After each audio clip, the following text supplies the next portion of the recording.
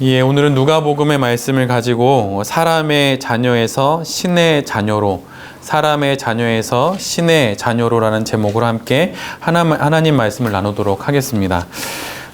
오늘 본문은 우리가 잘 알고 있는 누가복음 또 우리 복음서에 나와 있는 한 이야기 중에 하나입니다. 예수님의 부모인 마리아와 요셉은 소년 예수와 함께 유월절을 맞아서 나사렛에서 예루살렘으로 올라가게 됩니다. 해마다 절기를 따라서 유대인들은 예루살렘 성전이 있는 곳으로 올라가게 되었는데 그날은 유월절이었습니다.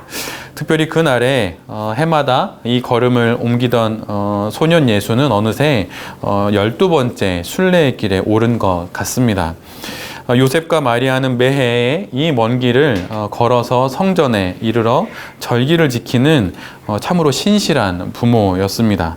당시의 걸음으로 한 3, 4일을 걸리는 그 길을 온 가족을 데리고 매번 절기를 따라 매해마다 올라갈 정도의 부모라면 참으로 신실한 부모임엔 틀림없는 것 같습니다.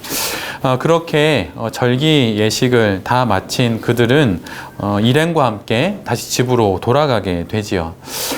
예루살렘에 이르렀던 그 발걸음을 돌려서 이제 다시 고향 나사렛으로 돌아가게 되는데 그런데 한 가지 일이 생기게 됩니다. 그것은 무엇이었냐면 바로 그 일행 중에 있어야 하는 아들 소년 예수가 보이지 않는 거예요. 당시 한 3, 4일이 걸리는 예루살렘까지의 그 길에는 강도의 습격과 또 짐승들의 공격, 이와 같은 위험들이 있었기에 순례자들은 큰 무리를 이루어서 길을 떠났습니다. 당시에 약 2만 5천 명 정도가 예루살렘에 머물렀다고 하는데 그 예루살렘에 절기 때마다 6만에서 약 10만 명 정도의 순례자들이 방문을 했다고 합니다. 생각을 해보면 정말 그때마다 절기 때마다 매우 혼잡했던 것 같아요. 우리의 문화로 생각해 보면 새해를 맞는 날 보신각 타종을 보러 모이는 사람들의 수많은 인파를 생각해 보거나 아니면은 큰 대형 교회의 송구영신 예배 때를 생각하면 조금 더 실감이 나지 않을까 생각이 됩니다. 붐비는 인파에 사람들은 서로 부딪히고 길은 있으나 길을 따라 움직일 수는 없어서 이리 치이고 또 저리 치이는 그런 형국이죠. 때로는 아이를 잃어버리는 일도 종종 있습니다. 당시 순례 여정은 대개 남자들은 보통 무리의 뒤에 있었고 아이들과 여성들은 무리의 앞쪽에 서서 이동을 했습니다. 그런데 하루길을 지나서 무리를 살펴보는데 바로 그 안에 예수님이 없었던 거지요. 그래서 마리아와 요셉은 황급히 발을 돌려서 예루살렘으로 돌아가게 됩니다. 그리고 3일이 지나서야 예루살렘 성전에 머물고 있는 예수님을 만나게 돼요. 얼마나 놀랐을까요? 그래도 만났으니 참으로 다행인 것 같습니다. 그런데 거기에서 이 부모님들이 보게 된 광경은 그들을 더욱 당황스럽게 했습니다. 엄마와 아빠를 찾아서 눈이 붉어지도록 울고 있거나 부모가 보이지 않아서 안절부절하는 그 모습, 소년 예수의 모습이 아니었기 때문입니다. 당시는 교육의 장소이기도 했던 성전에서 소년 예수는 납비들의 틈바구니에서 그들의 이야기들을 듣고 또 그들의 가르침을 듣고 또 질문을 하고 있었어요. 유대인의 교육이 질문과 대답 그리고 그 질문에 대한 또 다른 질문으로 이루어지듯 당시 스승들은 소년 예수의 질문에 질문으로 답했고 소년 예수는 또 그 질문에 답을 하고 또한 질문을 하기도 했던 것이죠. 그 모습을 지켜보던 다른 사람들은 12살 소년의 그 지혜와 또 그의 대답에 매우 놀라게 됩니다. 3일 길을 걸어 허둥지둥 성전에 이르른 마리아와 요셉 역시 그 광경에 매우 놀랍니다.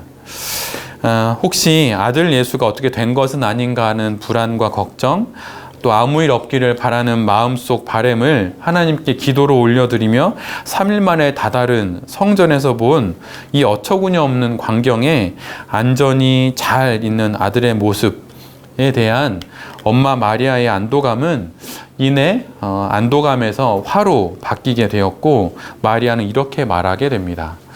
얘야, 왜 이렇게 우리에게 하였느냐?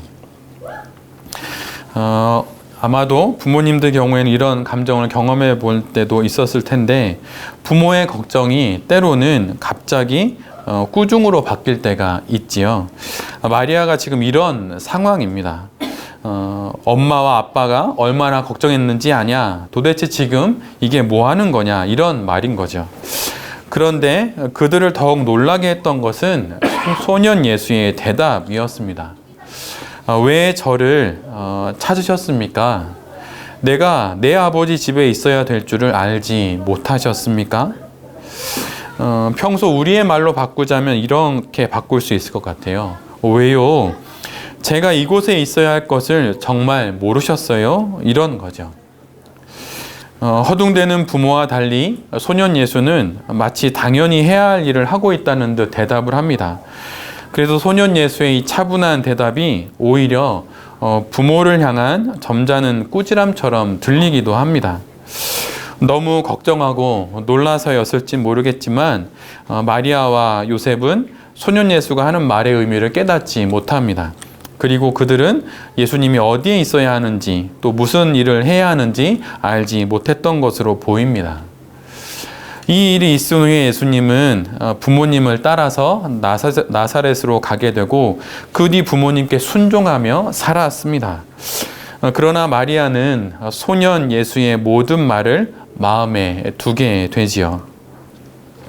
이렇게 한 사건은 끝났고 이후로 소년 예수는 성장해 갔고 또 성장해 가면서 하나님과 사람들의 사랑을 더욱 많이 받게 됩니다.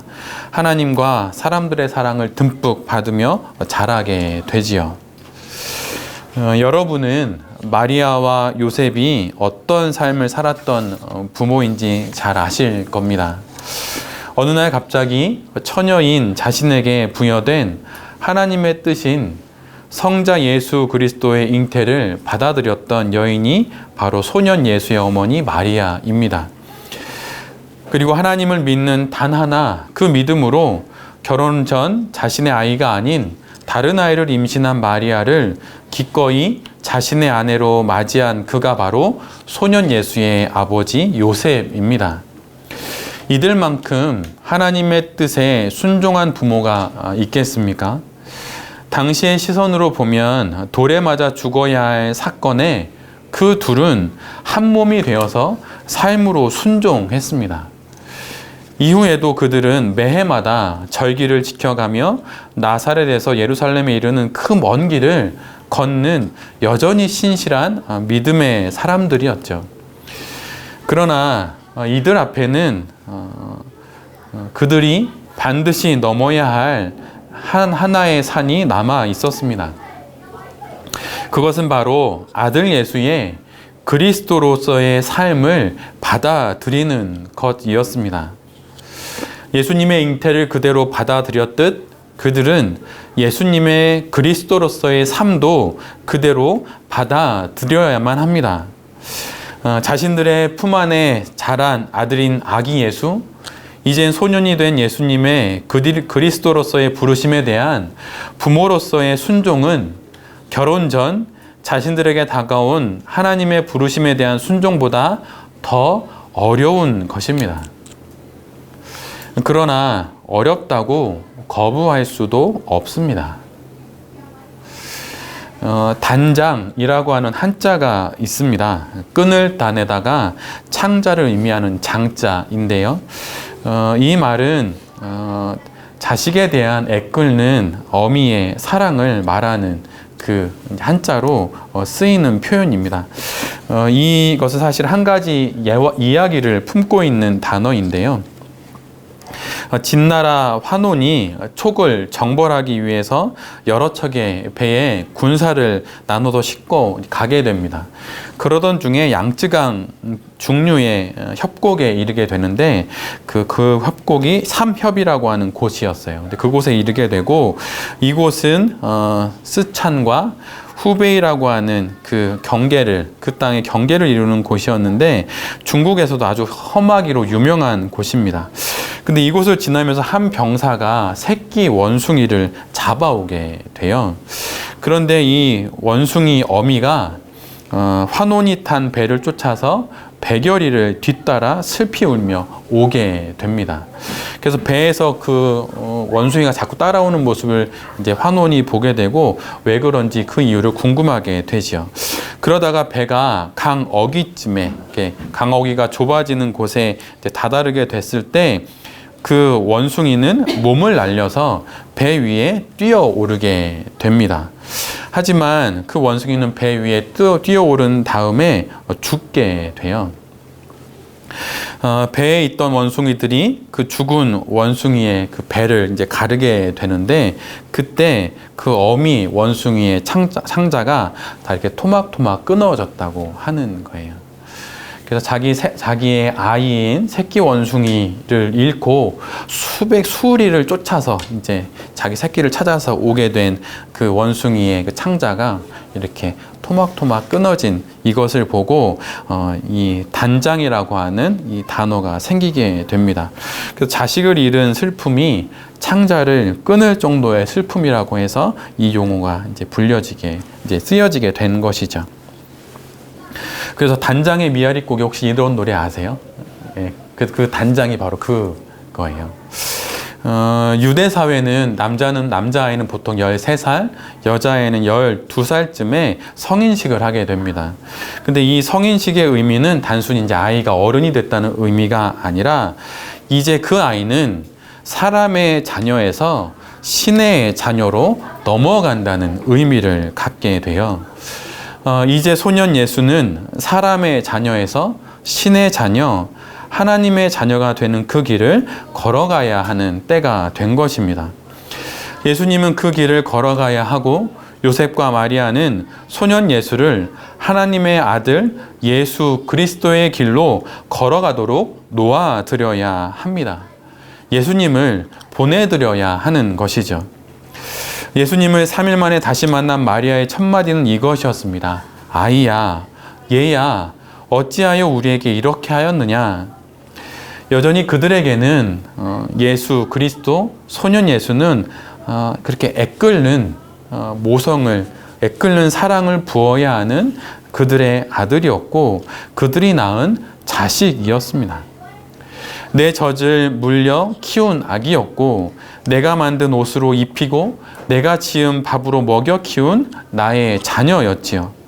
마리아는 연이어 이렇게 말합니다. 보라, 너의 아버지와 너의 어머니인 내가 근심하여서 너를 찾았다. 그러나 소년 예수의 대답은 이것입니다. 어머니, 아버지, 내가 내 아버지 집에 있어야 할 줄을 정말 알지 못하셨습니까? 마리아와 요셉은 그들이 예수의 아버지요 어머니라 말합니다. 그런데 예수님은 이제 말하죠. 나의 아버지는 바로 하늘 아버지라고 말입니다.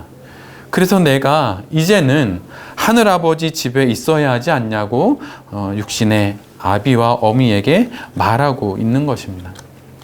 이제 예수님은 사람의 자녀에서 신의 자녀가 되어 살아갈 준비가 이제는 되었는데 부모는 아직 안 되어 있는 것이죠. 젊을 적 상상할 수 없는 순종을 통해 시작된 어머니 마리아와 아버지 요셉의 삶을 통해 배운 순종의 삶을 이제 아들 예수가 자신의 삶에서 시작하려 하는데 오히려 그 부모들이 이해하지 못하는 모양새입니다. 하나님 안에서 신의 자녀로 자신의 인생을 살아가려는 아들 예수가 지금 그들 앞에 있는데 말입니다. 자녀를 정말 사랑을 다해서 온 정성을 다해서 품어야 할 때가 있습니다. 그러나 때가 되면 떠나보내야 함을 우리 모두는 기억해야 합니다. 그것은 어느 날 갑자기 되는 것이 결코 아니지요. 매일 조금씩 그렇게 해야 합니다. 내가 부모를 떠나 하나님 앞에 머물러야 하는 날들이 있었듯 나의 자녀가 홀로 예루살렘에 머물러야 할 때가 있습니다. 이것은 나의 몫이 아니라 이제는 그의 몫이죠. 그가 살아야 하는 그의 몫이고 그의 권리이고 그의 책임입니다. 마치 한나가 젖된 어린 사무엘을 하나님의 품에 맡기듯 그렇게 기도하며 하나님께 나의 자녀를 맡기고 그의 인생이 시작되게 해야 합니다. 언제까지 내 품에 나의 아들과 내 딸을 사람의 자녀로 자라게 하겠습니까? 그럼 어떻게 해야 자녀들을 하나님의 자녀의 길로 떠나보낼 수 있을까요? 그것은 여전히 부족해 보이고 불안해 보이는 자녀가 아닌 아이 안에 계신 하나님을 볼 수 있을 때 가능합니다. 자녀의 삶 안에 계신 하나님을 볼 때 가능합니다. 마리아와 요셉, 이들은 집으로 돌아가는 길에 자신들 곁에 있어야 할 어린 예수를 잃어버린 것이 아니라 실은 예수 그리스도 안에 있었던, 소년 예수 안에 있었던 그 하나님을 잃어버린 것입니다. 소년 예수, 내가 젖을 먹여서 키운 그 아이, 내가 만들어 입힌 그 옷을 입고 자랐던 그 아이, 감기 걸릴까 봐 뜬 눈으로 새벽에 아이에게 이불을 덮어줬던 그 아이, 바로 그 아이 안에 있는 하나님, 나보다 더 내 아이를 책임져 주시는 그 하나님을 바로 마리아와 요셉은 보지 못했던 것이죠. 소년 예수의 시작이 어디서부터 비롯되었습니까? 그것은 하나님으로부터 비롯되었죠. 아이의 시작이 하나님으로부터였듯이 아이의 삶도 하나님이 이끌어 주실 것을 마리아와 요셉은 보지 못했습니다. 그런데 이것이 부모입니다. 아이의 아픔은 부모에게는 두세 배의 고통이 되어 돌아옵니다. 내 눈에 보이는 아이의 부족함은 두세 배 쏟아 부어서라도 채워줘야 할 부모 자신의 핸디캡처럼 여겨집니다. 젊은 날 상상할 수도 없었던 하나님 아들의 잉태와 이 모든 상황을 그대로 받아들인 마리아와 요셉의 믿음은 지금 어디로 간 것일까요? 어제의 신비의 경험과 지난 날의 믿음이 오늘의 우리를 지켜주지 못합니다. 오늘 새로이 순종해야 하는 것이죠. 지난날 청년의 때에 순종했던 그 믿음을 뒤로하고 지금 이곳에서 부모로서의 믿음과 순종이 우리에게 있어야 합니다. 오히려 실은 자녀를 앞에 두고는 더 순종해야 됩니다. 젊었을 때는 그냥 나 혼자 순종하면 되죠. 그러나 자녀에게는 그게 잘 되지 않아요. 정말 어렵습니다. 그러기에 자녀를 앞에 두고는 더 순종해야 되고 더 믿어야 합니다. 그리고 하나님을 더 사랑해야 합니다. 왜냐하면 자식은 내 자신보다 더 떠나보내기 어려운 존재이기 때문입니다. 지금 우리 안에는 청년의 때를 보내고 있는 성도님들도 계십니다.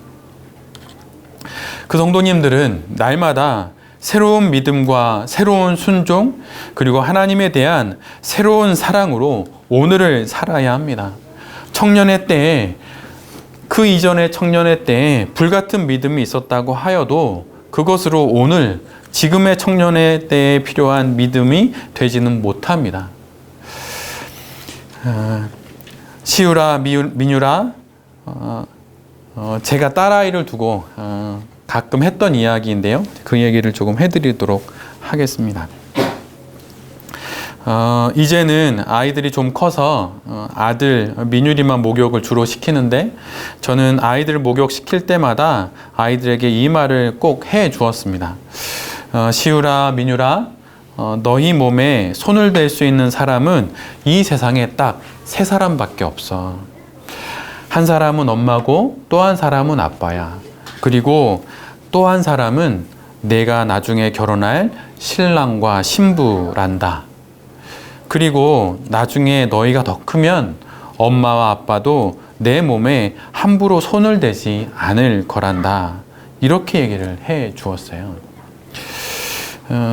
이 이야기를 해준 이유는 성이 구입할 수 있는 상품이 되고 음란이 문화가 되어버린 이 세상 속에서 자녀들이 하나님 앞에서 순결하게 잘 자라주기는 바라는 마음에 아비가 목욕시킬 때마다 자녀에게 해주는 작은 일입니다. 유대인의 기도 중에 아이를 목욕시키며 하는 기도가 있어요. 그런데 이 기도가 참 특이한 게 목욕시킬 때마다 하는 기도이긴 한데 기도할 때 엄마가 가장 먼저 하는 것은 웃으면서 아이에게 이렇게 묻는 것입니다.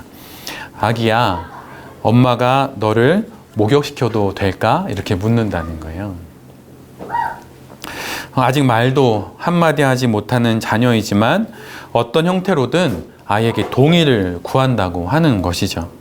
그 이유는 아직 어린 아기이지만 부모 자신처럼 하나의 인격인 그 자녀 안에도 하나님이 계셔서 역사하시고 계심을 믿기 때문입니다. 이런 정신에 입각해서 유대인들은 아무리 어린 자식이라도 항상 아이에게 동의를 구하고 일을 처리한다고 합니다. 동의를 구하려니 당연히 대화와 설득이 필요하고 또 어려서부터 이런 것들을 가정에서 보고 또 익히고 배우게 되는 것이죠. 그래서 유대인의 자녀 교육 과정에는 대화와 설득이 항상 있습니다. 그리고 유대인 학교를 아이들은 다 다니게 되잖아요. 또 거기를 졸업하게 되면 변호사 시험 같은 거, 입학 시험이나 이런 거 볼 때 이렇게 한 가지 과목 같은 게 제해지기도 한다고 하더라고요. 그런데 이렇게 아이에게 동의를 구한 다음에 엄마가 목욕을 시키게 되는데 그때 이렇게 기도를 한다고 해요. 한번 잘 들어보십시오. 얼굴을 씻기면서는 이 아이의 얼굴은 하늘을 바라보며 하늘의 소망을 갖고 자라게 하소서. 입안을 씻겨주면서는 이 아이의 입에서 나오는 모든 말이 축복의 말이 되게 하소서. 손을 닦아주면서는 이 아이의 손은 기도하는 손이요 사람을 칭찬하는 손이 되게 하소서. 발을 씻어주면서는 이 아이의 손과 발을 통해 온 민족이 먹고 살게 하소서. 머리를 감기면서는 이 아이의 머릿속에 지혜와 지식이 가득 차게 하소서. 가슴을 씻어주면서는 우리 아이의 가슴에 나라와 민족을 사랑하는 마음을 주소서. 5대 양 6대 주를 가슴에 품고 살게 하소서. 배를 씻어주면서는 이 아이의 오장육부를 건강하고 튼튼하게 자라게 하소서. 성기를 씻어주면서는 이 아이가 자라나 결혼하는 날까지 순결을 지키며 하나님의 원하시는 가정을 이루고 축복의 자녀를 준비하게 하소서. 엉덩이를 씻어주면서는 교만하지 않고 겸손한 자리에 앉게 하소서. 등을 씻어주면서는 부모를 의지하지 않고 안 보이는 하나님을 의지하게 하소서. 이렇게 기도가 끝나게 됩니다. 아이는 이 기도를 수천 번 듣고 자라겠지요. 그리고 어느새 이 기도는 그 사이에 아이의 영혼에 새겨집니다.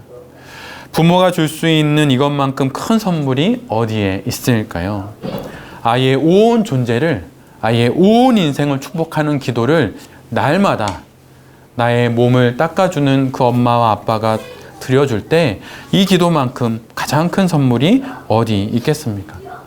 그리고 이 기도를 하며 부모 역시 자녀들처럼 자신의 손과 발, 머리와 삶이 더 온전해지기를 바라며 하나님을 더 의지하게 되는 것은 당연한 일이 아닐까요? 이 기도의 마지막은 이렇게 끝나죠. 등을 씻어주면서는 부모를 의지하지 않고 안 보이는 하나님을 의지하게 하소서. 우리 가운데 또 대부분일 수도 있는데요. 나의 부모가 의지할 만한 부모가 되지 못해서 나의 유년 시절과 청소년 시절 그리고 지금까지 내 삶이 공고하다고 여기는 분들이 계실 수 있습니다. 만약 그런 분이 계시다면 남들보다 일찍 부모를 의지하지 않고 하나님을 의지하며 살아야 함을 알게 되었음을 아는 믿음과 순종이 있기를 간절히 빕니다. 뒤돌아보면 아쉽지 않고 아프지 않은 인생이 어디 있겠습니까? 그러나 그 모든 것들이 우리로 눈에 보이지 않는 그 하나님을 더 더더욱 의지할 수 있게 했다면 그것으로 된 것입니다. 내 눈에 보이기에 부족한 부모가 아니라 눈에 보이지 않는 부족함 없으신 하나님을 더욱 보게 했다면 그것이 우리에게 은혜이죠. 이 기도가 우리와 우리 자녀들에게 이루어지기를 간절히 빕니다.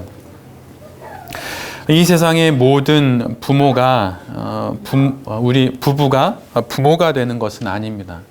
제 주변에도 불임인 가정도 많이 있습니다. 그 섭리가 무엇인지 우리는 다 알 수 없지만 우리에겐 자녀를 주셨고 생명을 낳는 그 신비로운 일을 경험하게 하셨습니다. 그리고 우리 역시 그 신비로 이 세상에 태어났죠. 자녀를 낳고 키우는 것은 참으로 귀한 선물이고 또 소중한 일입니다. 이 일의 귀함을 다시금 알고 또한 이 일을 소중히 잘 감당하는 우리 모두가 되었으면 좋겠습니다. 신앙의 성소가 교회라고 하지요. 그러나 신앙의 성소가 교회라면 신앙의 지성소는 가정입니다.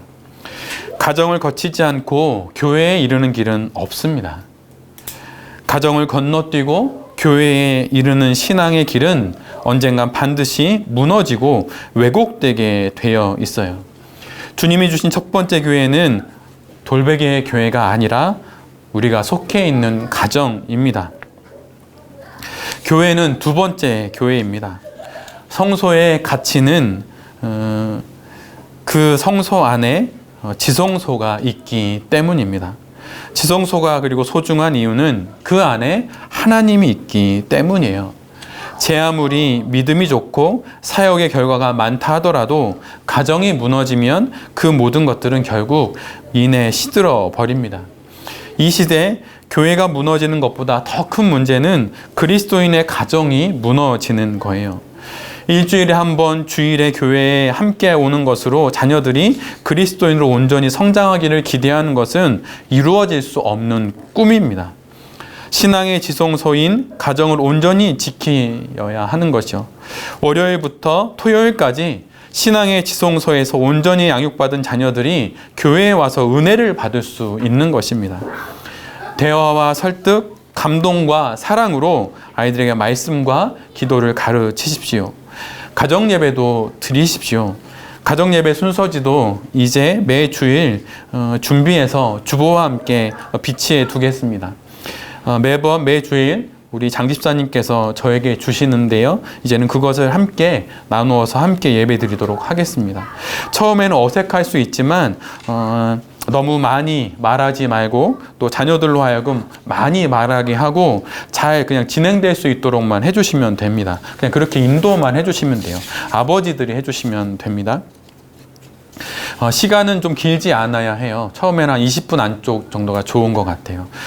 특히 처음에는 아주 짧게 해야 합니다. 그리고 예배 시간이 특히 이제 아버지는 조심하셔야 하는데 훈화 시간이 되어서는 안 됩니다. 자녀들이 훈화 시간이 되면 그 시간을 정말 지루해하고 싫어해요.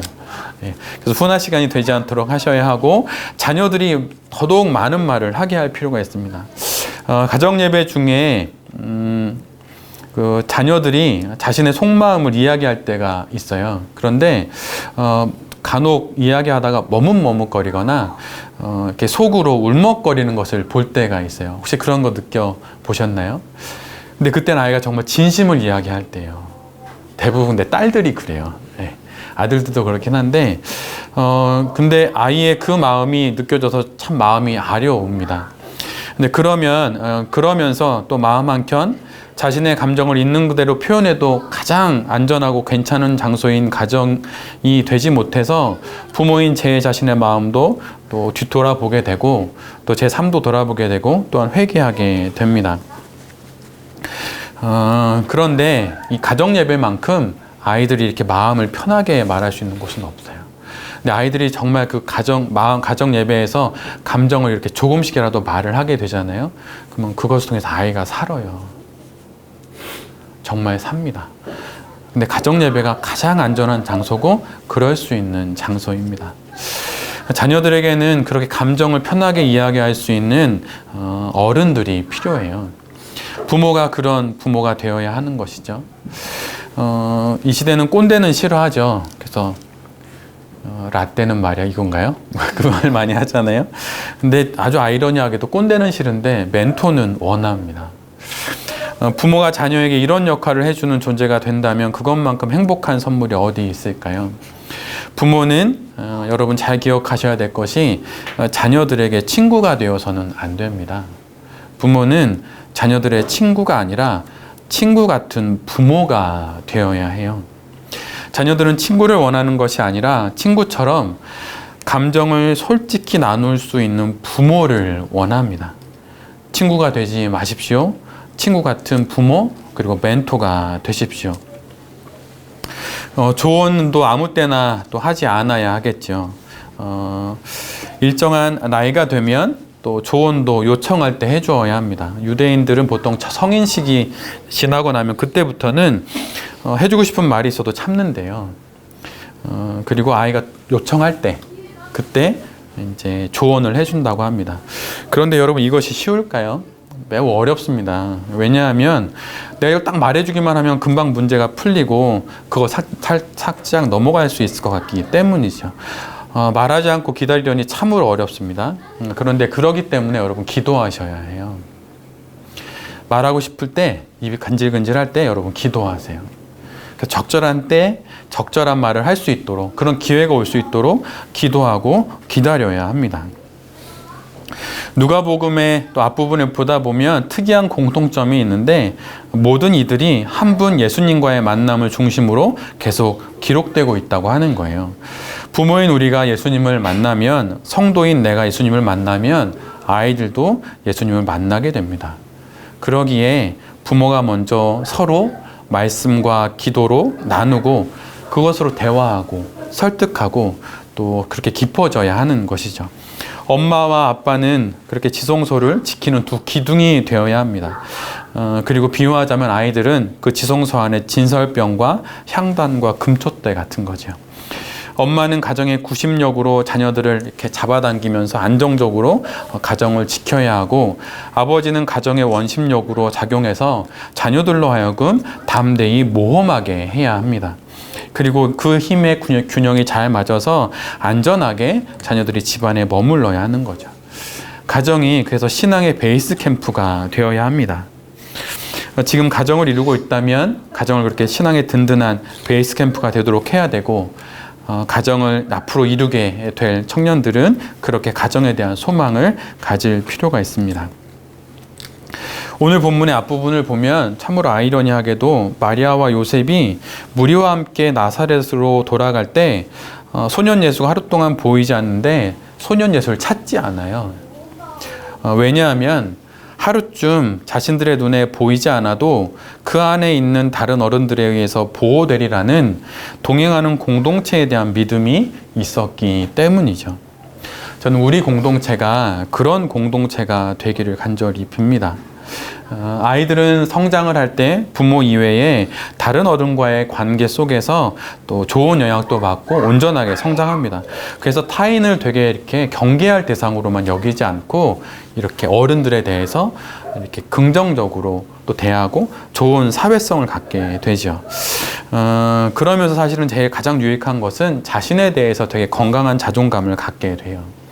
교회만큼 하나님 안에서의 건강한 사회성과 자존감을 배울 수 있는 곳은 어디 있을까요? 여기밖에 없습니다. 우리 교회가 우리 모든 아이들에게 우리들에게 그런 곳이 되기를 간절히 빕니다. 오늘 본문의 마지막은 이렇게 끝나요. 예수는 지혜와 키가 자라가며 하나님과 사람에게 더욱 사랑스러워 가시더라. 이 말씀이 여기 있는 우리 모두에게 그리고 사랑하는 우리 자녀들에게 이루어지기를 간절히 빕니다. 오늘 우리 모두에게 주신 이 말씀을 잊지 않고 마음에 깊이 새겨서 우리 모두가 사람의 자녀에서 하나님의 자녀로 그렇게 아름다운 인생을 살아가는 귀한 믿음의 사람들이 될 수 있기를 간절히 빕니다. 그리고 아직 어린 우리 아이들이 나를 통해 우리의 자녀도 내가 하나님의 자녀가 되었듯 우리 모든 자녀들이 그리고 아직 주님을 모르는 우리의 부모님들과 가족들도 주의 은총을 마음껏 누리며 마침내 하나님의 자녀가 되는 그 귀한 은혜를 누리게 되는 모든 이들이 될 수 있기를 간절히 기도드립니다. 아멘.